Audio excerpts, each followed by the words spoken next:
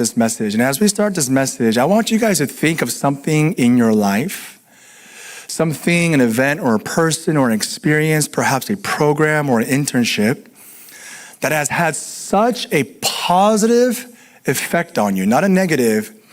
It's had such a positive effect on your life that there is almost a dividing factor between who you were before this experience, before this thing, before you implemented this, and after. I'm saying that it's had such a positive experience in your life and it added such value that people who are closest to you, like your parents, your friends, your children, your spouse, and your coworkers will say, you're not the same person ever since this took place in your life.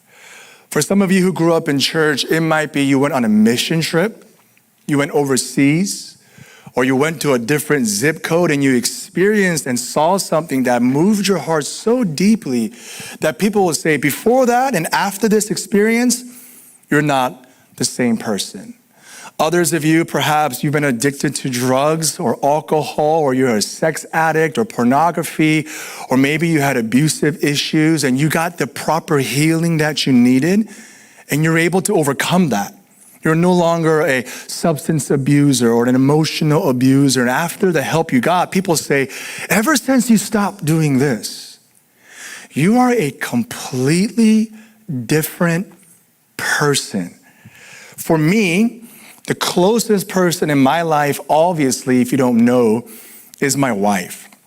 And my wife over the last 2 years, and y'all need to celebrate this with me because she did not say this for the first 11 years we've been together. For the last 2 years, I put these in quotations to pat myself on the back. She's been saying to me repeatedly, honey, I am so proud of you. I've never seen you so centered. My wife has been saying to me, honey, I am so proud of you. I've never seen you so present with me, with our kids, with yourself, and with others. And these two statements that she's been saying with tears in her eyes, I'm like, do you really mean this? And she says, I mean every word I say. She's been saying this, honey, this has been the best year of my life. And recently she's been saying, honey, I'm living my dream. Come on, Jesus. Amen to that. No clap for that, fam. Come on, man. Y'all hard audience. You know, these movie theaters got y'all too comfortable, right? Now, keep in mind, we've been together since 2011. Husbands, don't be discouraged. She has never said these things to me before these last 2 years. In fact, pre-2021, what she would say to me is, honey, I feel like I'm walking on eggshells. That was a common statement in our household. My wife used to say to me, honey, your tone is so aggressive. In fact, a nickname she has for me is Jupiter, because I go somewhere else and I'm not here on earth. She's like talking to me and I'm somewhere else and she's like, oh, there goes Jupiter. She's like, come back to earth. Ooh. And I'm like, honey, what? And she's like, repeat back to me everything I just said the past 30 seconds. I'm like, Karis, our kids, church. She's like, welcome Jupiter, right? I'm not saying this to brag. I'm saying that there has been something that I have implemented into my life to the point where there is a before Will Chung and an after Will Chung. And I'm not just saying this to fill up 30 minutes of your schedule for the next 25 to 30 minutes. There is a life before margin and a life after margin. There is a pastor Will, there is a husband, there is a father and a friend and a coworker before living a life of margin, and a Will that you will now experience after I've been able to implement a life with margin. I am not the same person, and neither do people that know me experience me the same way ever since I've been able to live a life of margin. I remember I was in a consulting meeting with a career coach, and he said this quote to me, no one knows what it feels like to be on the other side of you. You don't know what it feels like to be on the other side of you. You might think you're being passionate, but on the other side, they might be thinking you're being aggressive. You might think you're being a visionary, but on the other side of the table, they might be thinking you're running them over. And I realized ever since I've been able to implement a life of margin, people experience me in a completely different way. If you were here 3 weeks ago, my wife defined margin in this way by Richard Swenson. I love this quote I have for you behind me. Margin is the space between our load and our limits. It is the amount allowed beyond that which is needed. It is something held in reserve for contingencies or unanticipated situations. Margin is the gap, the space between rest and exhaustion, and the space between breathing freely and suffocating, showing up late, feeling the pressure of deadlines, putting on another side hustle, serving in 3 different departments, taking on more opportunities at church. Margin.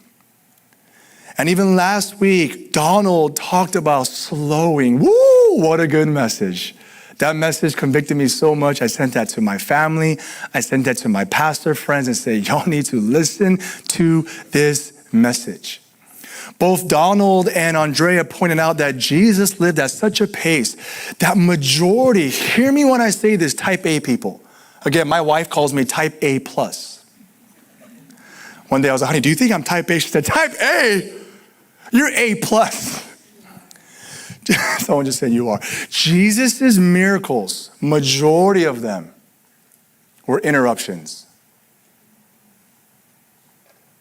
He had enough margin in his schedule, enough battery power in his energy, in his soul, that when people interrupted them, he did not see them as an inconvenience.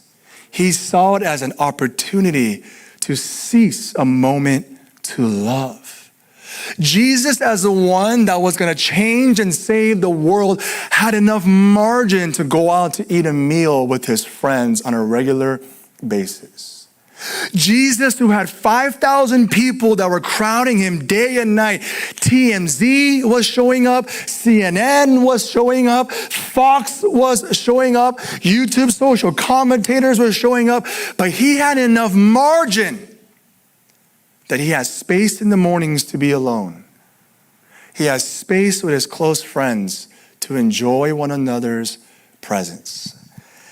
And today, as we continue our series on margin, I want to talk to you guys about the wonders, and I use that word very intentionally, the wonders of the Sabbath. The wonder-working magic and power. I want to call it a magic because it feels magical. The wonder-working power of the Sabbath. 2 things I want to talk about is why we Sabbath, and 2, how we enter into the Sabbath. Now, before I actually go into Sabbath, I wanted to give you guys an illustration or a metaphor by using an illustration about imagining your life as a battery pack or a bar of energy. I first heard this illustration from 2 pastors, one named John Tyson, and I also heard this from a guy named John Mark Comer. And behind me, you're gonna see a battery that's 100% full. And I want you guys to imagine the 100% full life is the life that Jesus invites us to experience from John chapter 10:10. Jesus says in John chapter 10:10, the enemy, the devil, comes to kill, steal, and destroy. But I have come to give you life, and life to the full. It's the Greek word perissos. I've come to give you the abundant life. And that word abundant means more than is necessary. It means over and beyond, and it means overflowing. But the enemy, the spirit of this age, the culture, your supervisor, your boss, not that they're demons, but they come to steal, take everything out of us, but Jesus comes to replenish us. And imagine that's a life at 100%. Most of us only rest when we're dangerously tired at 20%. I know nowadays the iPhone 13, I heard the 14 just dropped. Do you guys, I know the technology is more advanced, but you guys remember back in the day, like when you had like iPhone 6, 7, 8, 9?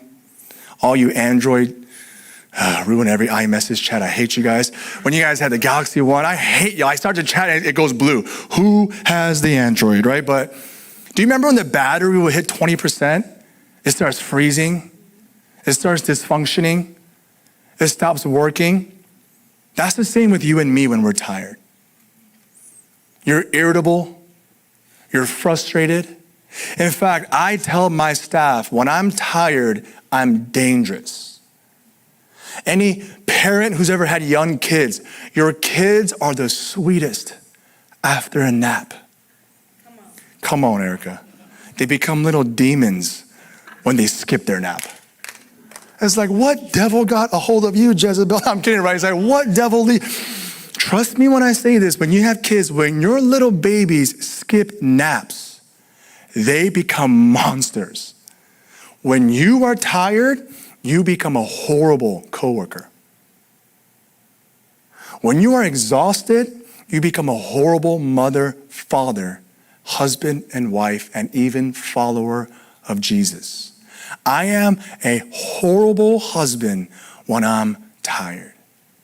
And that's why Jesus says, come to me, all who are weary and heavy laden, and I will give you rest. Take my yoke upon you, for my burden is light and my yoke is easy.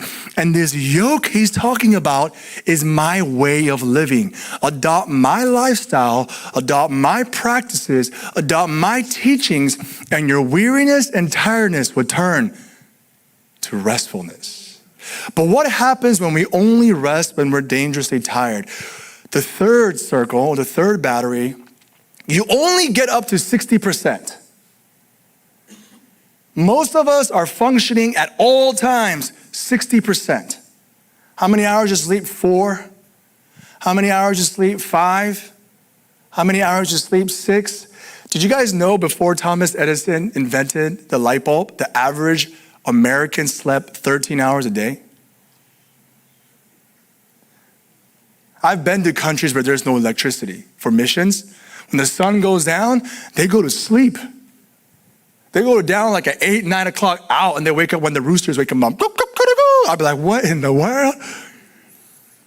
But most of us are functioning only at 60%. And some of you are like, oh, but I'm not that busy. Just the way that you use your social media, your Instagram, Netflix, Hulu, HBO, Amazon, you are functioning at 60%. And now when we live at 60%, what are we missing on? We are missing what Jesus calls the abundant life, that 40% gap behind me. We are missing out on what Apostle Paul elaborates on, a life marked by love, joy, peace, patience, kindness, goodness, faithfulness, gentleness, husbands, goodness, self-control, wives, roommates, co-workers, bosses. When I am tired, my self-control, whoop, goes out the window. Being an Enneagram 8, when I'm tired, my tone of gentleness turns into aggressiveness. When I'm tired, my peace turns into low-grade anxiety wherever I go, even to the point where my coworkers could feel my anxiousness. My daughter, as a 4-year-old, can feel my tenseness. And not only that, when we're only functioning at 60%, what do you miss out on? You miss out on clarity, focus, and calling. And instead of taking a nap, we take Adderall. Instead of entering into slowing and silence and solitude and Sabbath, we drink that monster drink. We take that third shot of coffee. And you live life that long, you will fall apart and you'll be marked by the opposite of the abundant life. So what practice in the way of Jesus, what rhythm in the lifestyle of Jesus can we implement into our everyday lives to offset the natural flow of the Western civilization.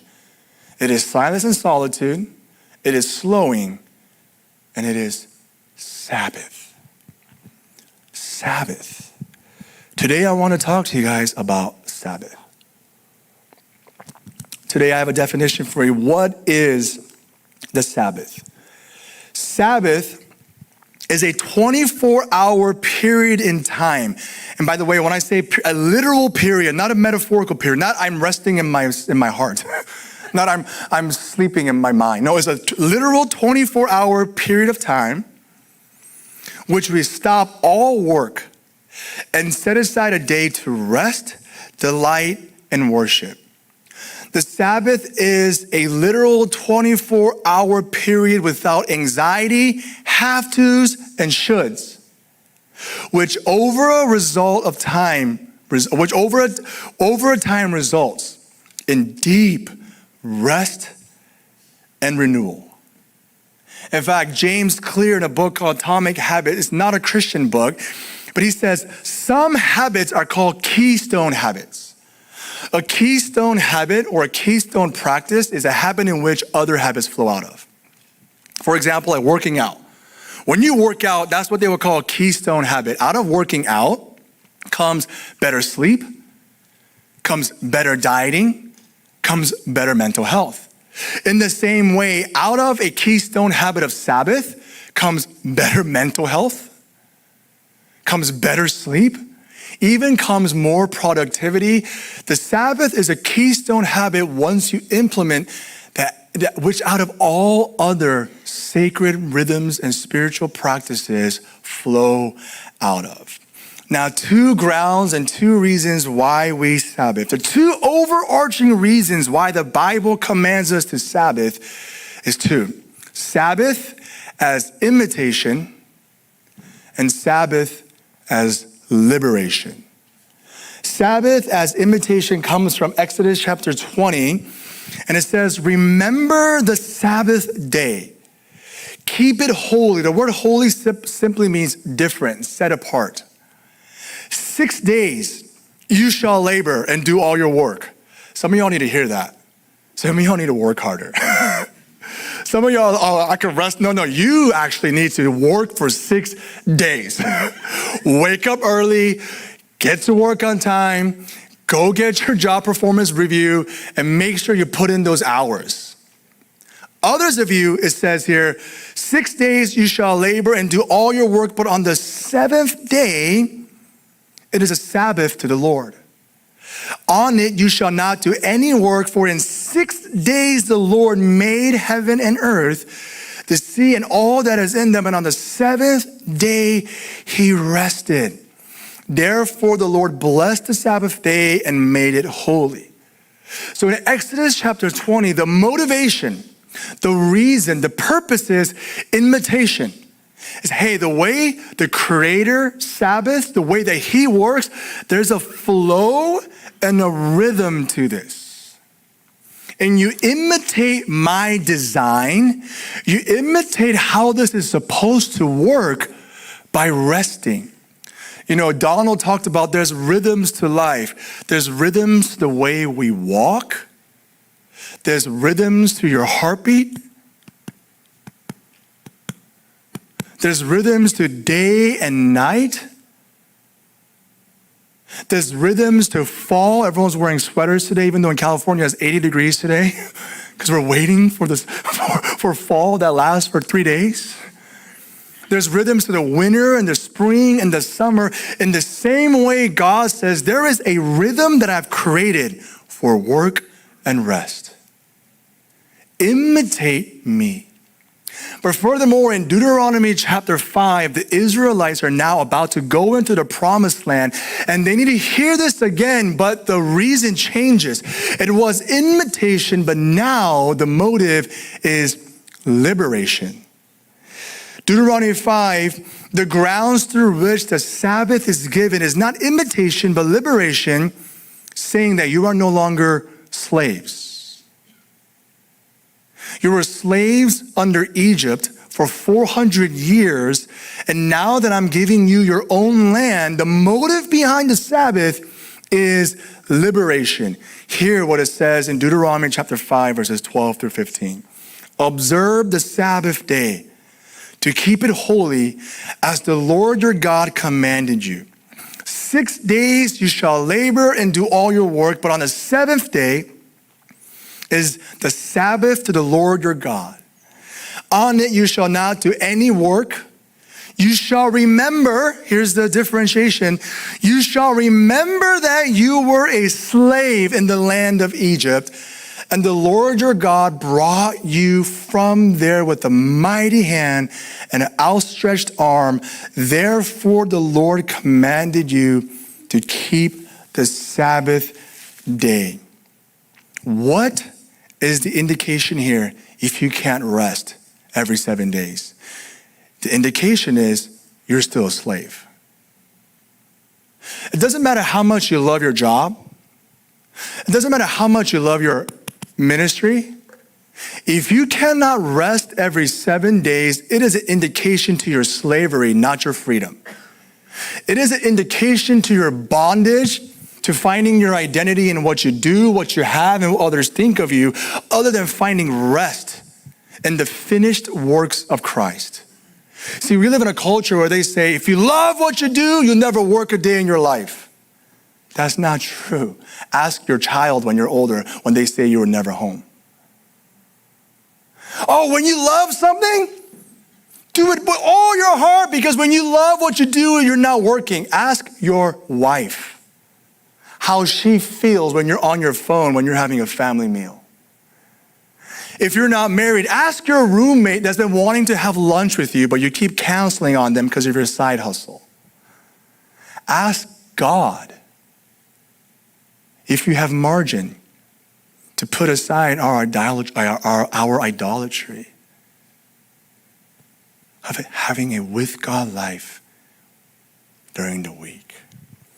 Sabbath. God wants us to have Sabbath because he wants us to experience the abundant life. And we do it as invitation, and then we do it as liberation, even the good things. I know many of you guys are thinking, Will, that's impossible for me. I understand. I'm not saying this as a professional. I'm saying this as a fellow recovering workaholic. I am saying this as an American millennial who has an iPhone and an iPad in front of me. But if Jesus did it, we can do it. And if I'm practicing it as a father of 3 under 5 and as a church planter, I think you can begin the early stages of it.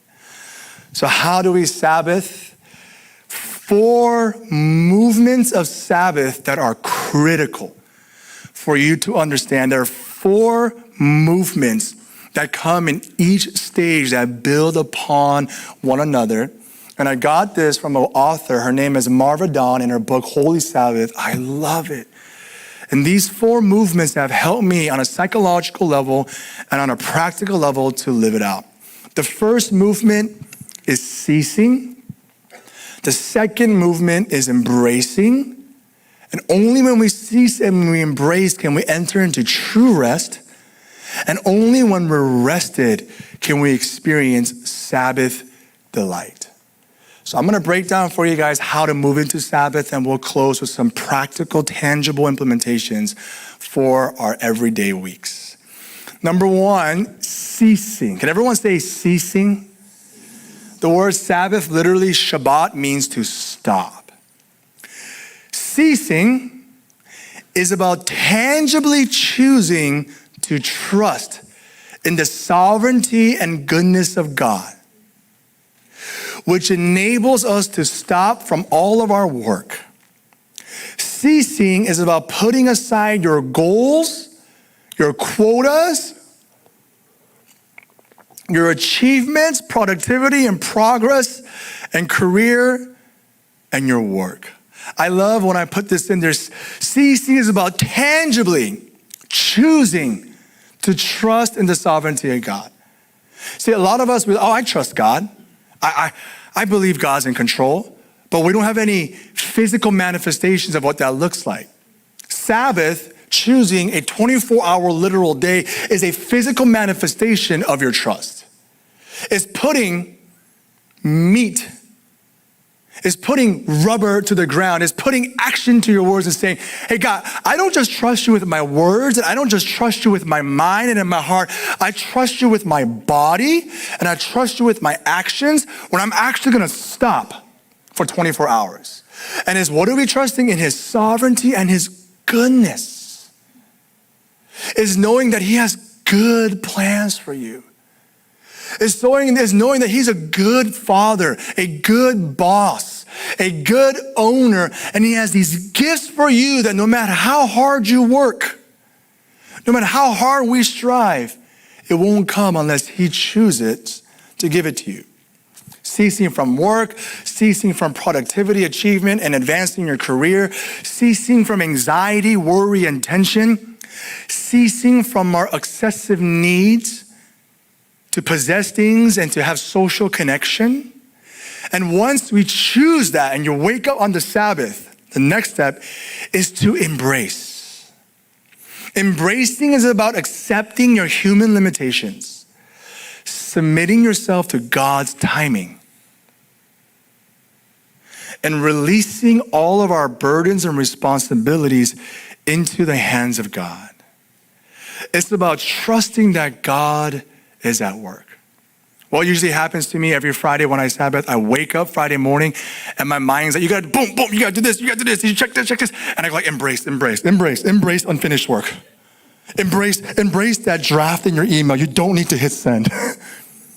Embrace that sermon that's not finished, because I would rather live a with life God than perform greatly on stage.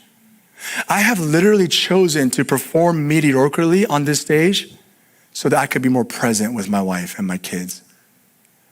I have chosen for this church to be smaller than I think it can be by resting 24 hours. Because I'm saying, God, I'm embracing my human limitations instead of becoming a slave to Western capitalistic culture that drives me as a slave. 2 months before we started our church, I was getting anxiety. I was getting the butterflies. I was having a little bit of anxiety. If you know my story, I still struggle with some anxiety. And I had an anxiety attack. And I was so discouraged about that because I've made a lot of headway on my mental health journey. It's a roller coaster ride. And I get a text message from my pastor. Pastor Bayless texts me and says, how are you doing? And I text him and I said, oh, PB, I'm feeling so anxious. And he texts me back in Spanish, but he said in English, your future is bright. And then he texted me just the verses, not the words, just the reference. He said, Psalm 127, verses 1-3. And I read this, and this captures Sabbath embrace so well. I turned to it, and this is what the psalmist Solomon says. Unless the Lord builds the house, those who build it labor in vain. Unless the Lord watches over the city, the watchman stays awake in vain. It is in vain that you rise up early and go to sleep late, eating the bread of your anxious toil, for he gives sleep to his beloved. Behold, children are a heritage from the Lord, the fruit of the womb a reward. Let me just on the spot give us our translation. Unless the Lord builds your career, you work in vain. Unless the Lord builds your LinkedIn profile, you're building it in vain. Unless the Lord builds your social media platform, you are building it in vain. Unless the Lord raises your children, you are having anxiety in vain. Unless the Lord gives you favor, you are networking in vain. Solomon is telling us God is the one who builds your career. God's the one who secures your finances, and God's also the one that takes care of your relationships. And if you can sleep well, you are embracing your limitations. I have a picture for you guys that encapsulates perfect what a Sabbath looks like. This is a weird picture. The confidence monitor is not working, so I got to check. I know, that's kind of weird, right? So let me tell you the story behind this picture. That's Jace, Donald and Emily's son, right there. I know it's a huge photo. I wish I made it smaller for it wouldn't be so pixelated. I'm sorry, Donald. I know you're at your small group right now, but your son's face is taking up the whole screen. And Jace in the future, I'm sorry. And that's also Jace in his arms. I remember during this same week, Emily just sent our family chat, me and Andrea, and she said, look at Jace, look how, because they were on vacation. And I started crying when I saw this picture of Jace. He has a small smile, not a care in the world, trusting in his mother's arms. Jace, again, a few weeks ago, right there, knocked out. This is a picture of Sabbath rest.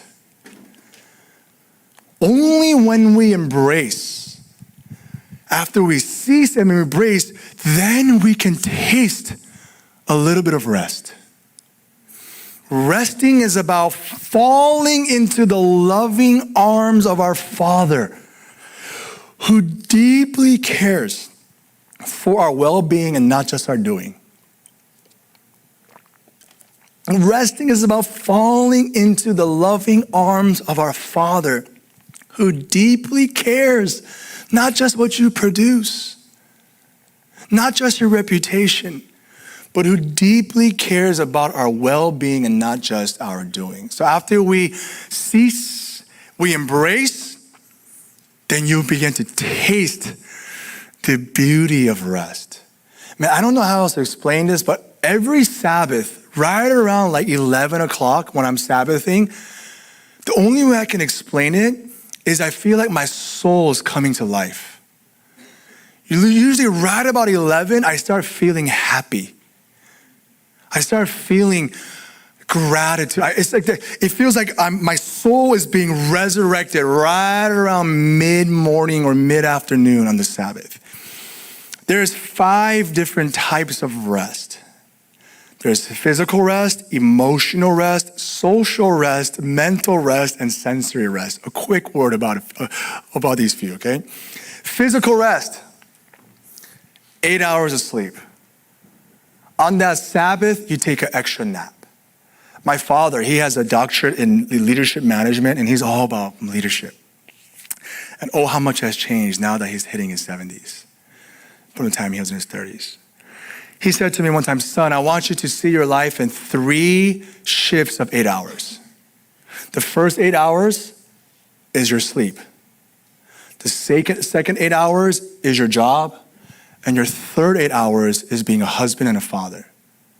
And my dad said, when I was in my 30s and 40s, I pushed my battery the second 8 hours, and I neglected to sleep 8 hours and being a father 8 hours.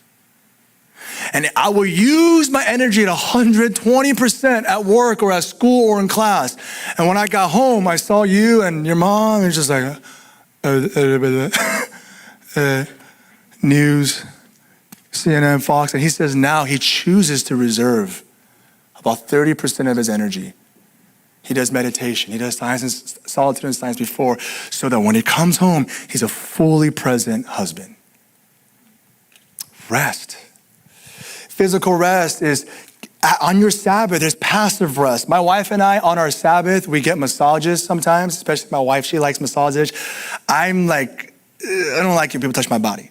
I'm like, don't touch me. I don't like that. My wife could touch me. Nobody else. So she loves active rest, which would be like a brisk walk in nature, low energy hike, going to the beach, or passive rest is sleep. Emotional rest. Emotional rest deficit occurs when you feel like you can't be authentic. Whenever you feel like you need to be on, you are depleting your emotional tank. Right now, some of you, you're depleting your tank because you're like, I don't know this person, but I gotta say hi, I gotta be Christian right now. You're depleting your energy. Oh, it's a Halloween costume, Power Ranger. Yeah, your depletion. Emotional deficit is whenever you're around people where you can't be authentic. So for me, the only place I can fully get emotional rest is with my wife. Everyone else, I gotta be a pastor. I gotta be a Christian. Like Jesus, I love him so much. No, I don't sometimes. I'm exhausted, I'm angry, I'm doubting him. But around my wife, I could just, What that would mean is, as an example, as a pastor, I need to create space where people can't contact me on my phone. There needs space where I don't need to think about cultural and theological answers. So for you, a space where you don't need to put on a fake smile, that's emotional rest. Social rest, similarly, is when you could spend less time with people who drain you. C.S. Lewis has this quote, I think it's so funny. I'm about to butcher it, but C.S. Lewis says, spend a lot of time with people that have similar interests and seldom time with people that don't have similar interests. Spend less time with people who drain you and spend more time with people who give you energy. If you're an introvert like my wife, you're gonna have to carve in alone time. I'm an extrovert, so I want my Sabbath to be with my wife. My wife's like, honey, sometimes I need a break from you. I'm like, my what? From me? She's like, I'm an introvert. Please, just get away. Like, we don't need to nap together. She's like, we don't need to sleep the same time. I'm like, honey, I can't nap unless you're laying next to me. Woo, extrovert problems, right? Now, mental rest. Mental rest deficit is caused by overtaxing your mind and thinking. Did you guys know that scientists have discovered just thinking about work creates the same level of cortisol levels, which is a stress hormone in your body, as being in your office? Just thinking about that coworker that drives you crazy, just thinking about it creates the same level of cortisol as if you were physically in the office. Thinking about hitting your quote, just thinking about it creates the same level of stress as if you were there. Taking a break from problem solving, taking a break from having answers, and lastly, the fifth type of rest is sensory rest. The modern individual is overstimulated with technology. Like, Matrix is we're all just walking.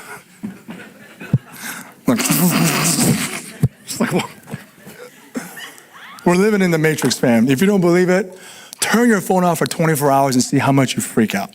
I do that. I'm just like, It's like, why am I going like just continue to refresh. Take a break from social media. I don't know if y'all know, people always text, sometimes they'll text me, why don't you respond to your text? My text notification is off, 24, I never have it on. My email is all off. Like, people can't get to me unless I check, Limit your exposure to entertainment, because oftentimes entertainment leads to crashing and not resting. And lastly, when we cease, we embrace, and we rest, it helps us to enter into delight. I can't explain this. I used to have an impossible, how do I explain this? I was taught joy is a choice. As Christians, just choose gratitude. I'm grateful, like an on and off button, there's some truth to that. But when I Sabbath, joy isn't just a natural response. By 2:00, my heart is pumping with gratitude. It's like, damn, I can't explain it. I get giddy. Sabbath feels like 52 holidays for me every Friday when I do it well. Delighting is about using this day to do things that you love and brings you great joy. Delighting is about taking time to notice and celebrate the goodness of God in your life. Did you know God did not rest on the seventh day because he was tired? He rested on the seventh day to enjoy what he made. God, different from us, he didn't rest because he was exhausted. God's omnipotent, omnipower, all powerful. He rested to go like, dang, the sun kind of looks beautiful. Praise myself.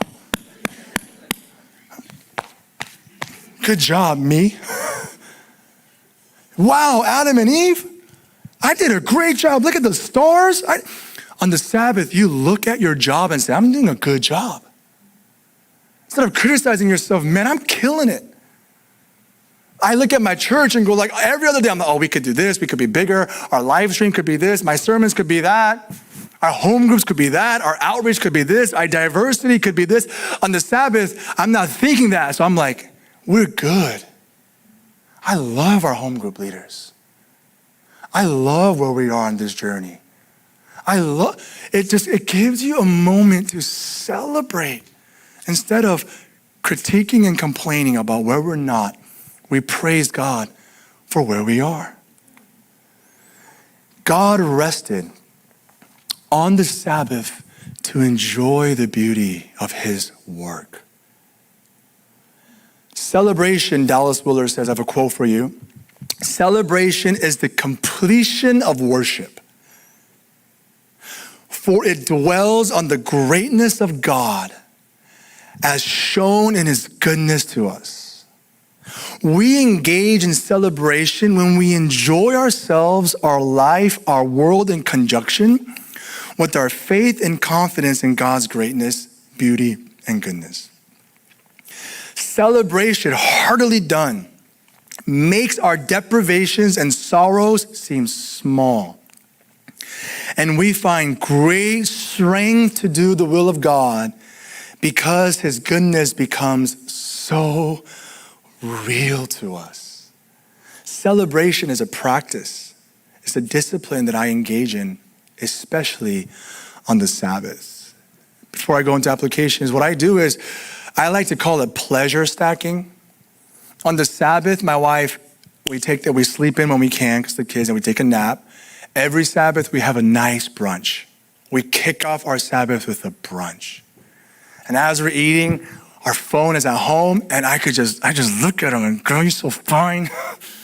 I know we work together, but man, I love you so much. And we just start talking about how good God is. We have a rule, don't talk about work, nothing. And right after that, I'm just gonna be with you. We get intimate, if you know what I'm saying. Every Friday, that's why we have 3 kids, fam. Sorry, but it's the truth.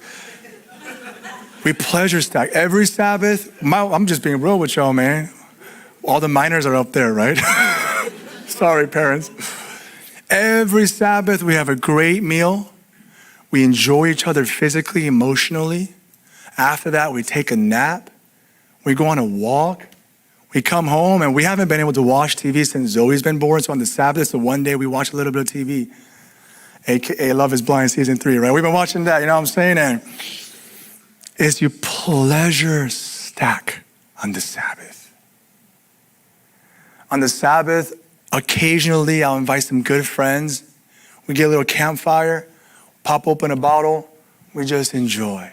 And I go, hey, we're not gonna talk about work. I just wanna be in the presence of my friends. That's what we do on the Sabbath. Now we'll close with 5 application points. Number 1, choose a rhythmic 24-hour period of time in which you will Sabbath. It's a rhythm. It's not every 8 days. It's not every 9 days. It's every day. If you're an entrepreneur, you have more freedom over your schedule.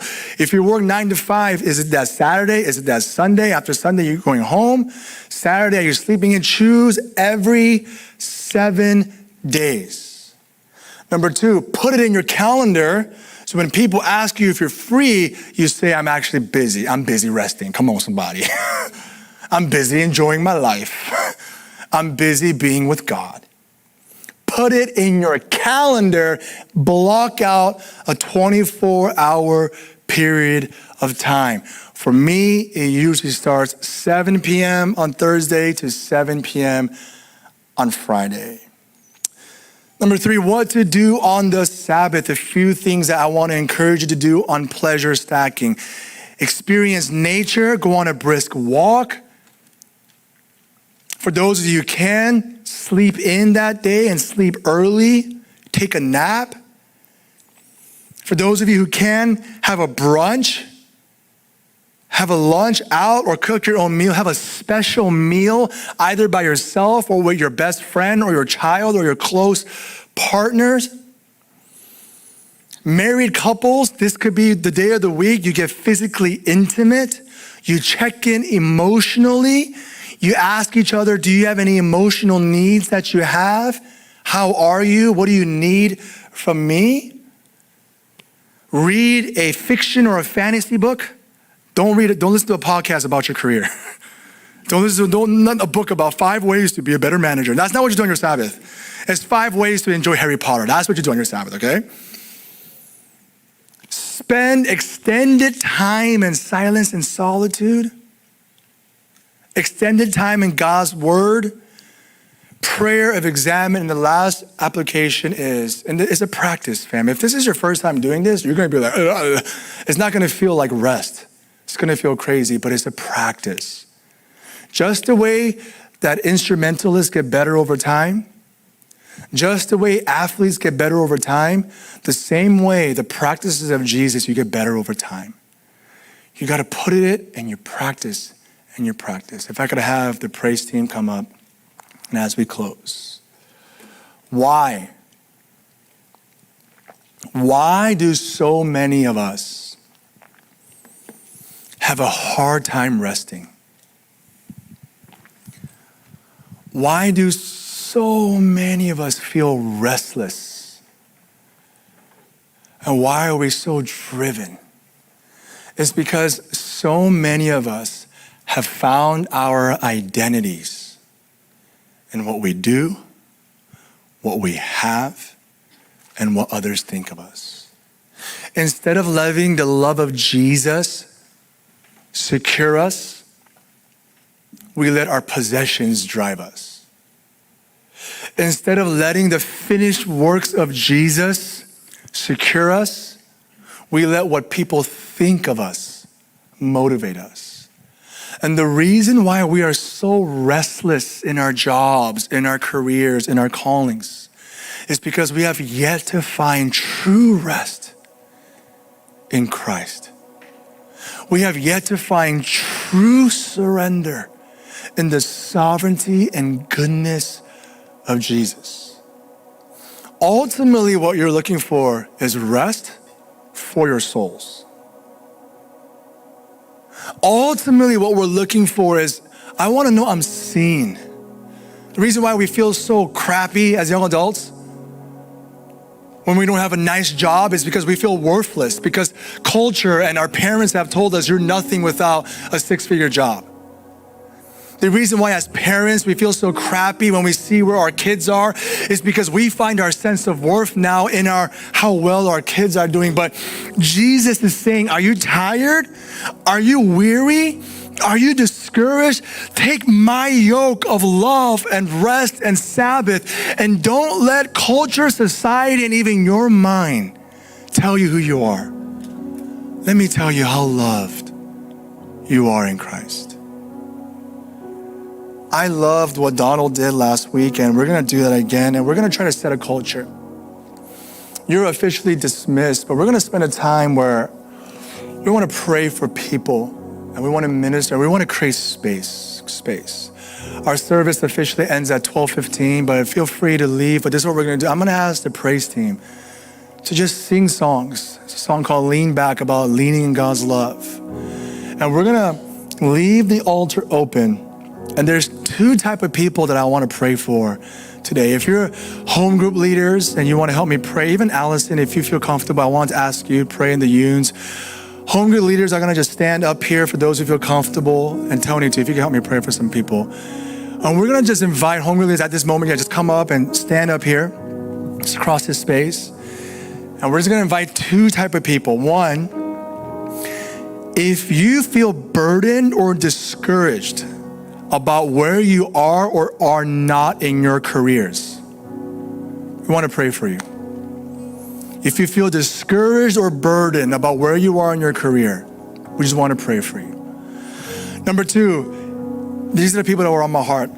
If you feel anxious, overworked, or you find yourself being a workaholic, we want to pray for you. You might not think it's a big problem now, but when you have kids, it's going to destroy your family.